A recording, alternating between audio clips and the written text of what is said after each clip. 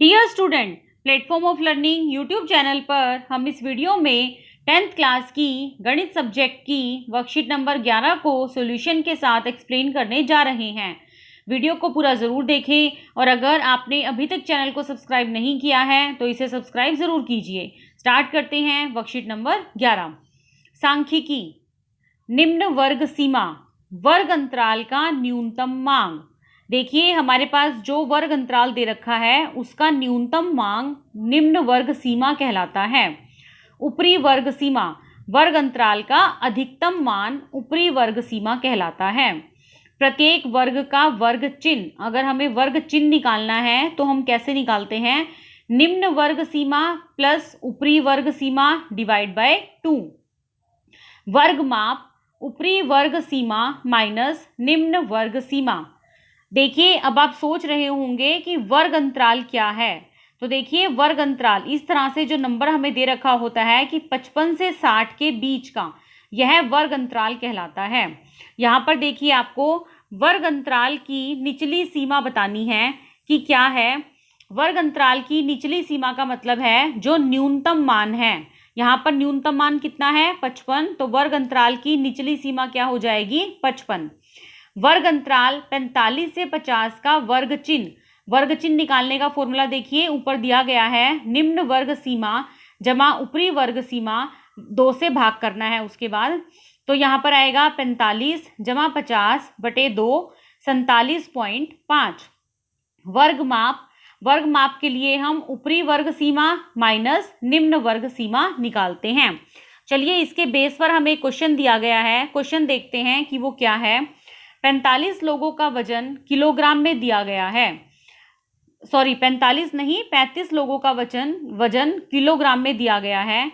जैसे 43 kilo, 51 kilo, 47 kilo, इस तरह से बराबर वर्ग अंतराल लेते हुए बारंबारता बंटन सारणी तैयार कीजिए। देखिए बारंबारता बंटन सारणी तैयार करनी है तो हमें वजन जो है वह अपने हिसाब से वर्ग अंतराल लेने हैं। यहाँ पर सबसे छोटा नंबर देखिए क्या है, मतलब जो नंबर है वह 40 से छोटे नहीं हैं और 65 से बड़े नहीं हैं। तो यहाँ पर जो वर्ग अंतराल हम शुरू करेंगे वह 45, 40 से 45, 45 से 50, 50 से 55, 55 से 60 और 60 से 65। आगे इसलिए नहीं लिए हमने क्योंकि 65 से बड़ा कोई नंबर नहीं है यहाँ पर। अब हमें ऐसे लोग गिनने हैं, कितने हैं जिनका वजन 40 से 45 के बीच में है। तो ऐसे लोग 5 है।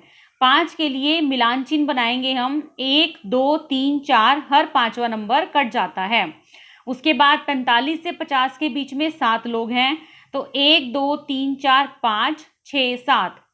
50 से 55 के बीच में 11, 55 से 60 के बीच में 60, 7 और 60 से 65 के बीच में 5 लोग हैं। आप यहाँ पर अपने क्वेश्चन को चेक भी कर सकते हैं। देखिए ऊपर आपको वजन दे रखा था 35 और यहाँ पर जो आपका टोटल आया है बारंबारता का वह भी कितना आया है? 35। तो इसका मतलब आपने जो नंबर ढूंढे हैं वह सही हैं। तो इस तरह से हम बारंबारता बंटन सारणी तैयार कर सकते हैं। आगे देखिए किसी भी सांख्यिकी के लिए माध्य, माध्यक और बहुलक ये 3 चीज जरूरी हैं। सबसे पहले हम माध्य का फॉर्मूला देखते हैं क्या है।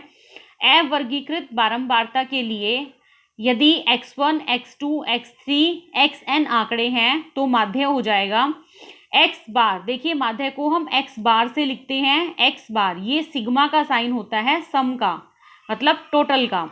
तो सिग्मा i से लेके n तक मतलब xi, सारे जितने भी आंकड़े हैं सबका टोटल डिवाइड बाय आंकड़ों की संख्या। यहाँ पर n है आंकड़ों की संख्या। यदि आपके पास वर्गीकृत बारंबारता बटन दिया गया है तो माध्य हो जाएगा x बार बराबर है सिग्मा fi xi। बारंबारता को आंकड़ों से गुना कीजिए और नीचे fi का मतलब वर्ग की बारंबारता। माध्यक निकालने के लिए पहले आंकड़ों को आरोही या अवरोही क्रम में लिखिए। आरोही का मतलब होता है बढ़ते हुए क्रम और अवरोही का मतलब होता है घटते हुए क्रम। पहले आंकड़ों को आरोही या अवरोही क्रम में लिखिए, फिर चेक कीजिए कि n विषम है या सम है। यदि n विषम है तो फॉर्मूला क्या होगा? माध्यक जो है n+1/2 टूथ वे प्रेषण का मान। और यदि n सम है तो n/2 जमा n+1/2/2 वे प्रेषण का मान। तो इस तरह से हम माध्यक निकाल सकते हैं। बहुलक सबसे अधिक बार आने वाले प्रेषण का मान होता है। जो भी नंबर सबसे ज्यादा बार आता है वही बहुलक कहलाता है। देखिए, अब इन तीनों को समझाने के लिए एक क्वेश्चन दिया गया है, चलिए उसे देखते हैं। क्वेश्चन नंबर 2, 75 और 95 के बीच सभी विषम संख्याओं का माध्य व माध्यक ज्ञात कीजिए। 75 और 95 के बीच की विषम संख्याएं कौन सी हैं? 77, 79, 81, 83, 85, 87, 89, 91, 93। तो यहाँ पर आपको पहले माध्य निकालना है। माध्य का फॉर्मूला x बार बराबर है सम xi/n, सारे नंबरों का टोटल बटे नंबरों की संख्या। तो सारे नंबरों का टोटल आएगा 765/9, तो कितना आएगा आपका माध्य? 85। माध्यक निकालने के लिए पहले n बताइए विषम है या सम है। यहाँ पर n की संख्या 9 है, मतलब विषम नंबर है। तो विषम वाला फॉर्मूला लगाएंगे हम। विषम नंबर का फॉर्मूला है n जमा 1/2, 9 जमा 1/2 मतलब पांचवा प्रेषण। पांचवा प्रेषण देखिए कौन सा है? 1, 2, 3, 4, 5। तो यहाँ पर कितना हो जाएगा माध्यक आपका? 85। निम्नलिखित आंकड़ों का बहुलक क्या है?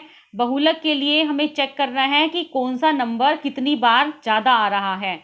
यहाँ पर नंबर 15 जो है वह 5 बार आ रहा है। देखिए 1, 2, 3, 4 और 5, तो प्रेषण हो जाएगा यहाँ पर, बहुलक हो जाएगा आपका 15। बाकी सारे जो नंबर है वह 5 बार से कम आ रहे हैं। अब आपके पास कुछ स्वयं प्रयास कीजिए, क्वेश्चन दिए गए हैं, चलिए उन्हें समझते हैं। क्वेश्चन नंबर 1, पहली 6 पूर्ण संख्याओं के वर्गों का माध्य ज्ञात कीजिए। पहली 6 पूर्ण संख्याएं कौन सी हैं? 1, 2, 3, 4, 5, 6। इनका वर्ग 1 की 2, 2 की 2, 3 की 2, 4 की 2, 5 की 2, 6 की 2। तो 1, 4, 9, 16, 25, 36। अब इनका माध्य निकालना है। माध्य का फॉर्मूला आंकड़ों का योग बटे आंकड़ों की संख्या। इन सब का टोटल कीजिए, 91 आएगा। और आंकड़ों की संख्या कितनी है? 6। 91 को 6 से भाग कीजिए, 15.16 आएगा। अगला क्वेश्चन है, आरोही क्रम में व्यवस्थित निम्नलिखित प्रेक्षणों का माध्य 25 है। माध्यक आपको दे रखा है 25, x का मान आपको बताना है और ये आंकड़े अरेंज करे गए हैं आरोही क्रम में। तो देखिए यहाँ पर क्या हो जाएगा, पहले n की संख्या देखिए कितनी है? 1, 2, 3, 4, 5, 6, 7, 8, 9, 10। यहाँ पर n की संख्या 10 है जो कि एक सम संख्या है। तो यहाँ पर हम सम संख्या वाला फॉर्मूला लगाएंगे, n/2 जमा n जमा 1/2वां प्रेषण बटे 2। n/2 का मतलब 10/2 5, और 5 + 1/2 का मतलब 6वां प्रेषण। तो 5वां देखिए यहाँ पर कौन सा है? 1, 2, 3, 4, 5वां x जमा 2, और छठा कौन सा है? x जमा 4। दोनों का टोटल बटे 2, 2x जमा 6/2। यहाँ से 2 बाहर निकाल कर काट देंगे हम, तो x जमा 3 आएगा। ये हमारा माध्यक निकला है x जमा 3। अब माध्यक हमें 25 दे रखा है, तो x जमा 3 25 के बराबर हो जाएगा। तो यहाँ से x कितना आएगा? 25 - 3 बराबर है 22। दिए गए अक्षरों का बहुलक ज्ञात कीजिए। यहाँ पर आपको अक्षर दिए गए हैं, आपको उनका बहुलक निकालना है। बहुलक होता है सबसे अधिक बार आने वाला प्रेक्षण। देखिए सबसे अधिक बार कौन सा अक्षर आ रहा है? सबसे अधिक बार s आ रहा है। s यहाँ पर 4 बार है। देखिए 1, 2, 3 और 4। तो यहाँ पर बहुलक क्या हो जाएगा? s, क्योंकि s यहाँ पर 4 बार है। तो स्टूडेंट, ये है हमारी वर्कशीट का पूरा सॉल्यूशन। उम्मीद है आपको ये वर्कशीट अच्छे से समझ में आ गई होगी। फिर भी यदि आपको कोई डाउट है या कोई क्वेरी है तो वीडियो के कमेंट सेक्शन में ज़रूर पूछिए। मैं आपके कमेंट्स का जल्दी से जल्दी रिप्लाई करने की कोशिश करूंगी। वीडियो को लाइक और अपने फ्रेंड के साथ शेयर ज़रूर कीजिए। Thanks for watching. Have a nice day.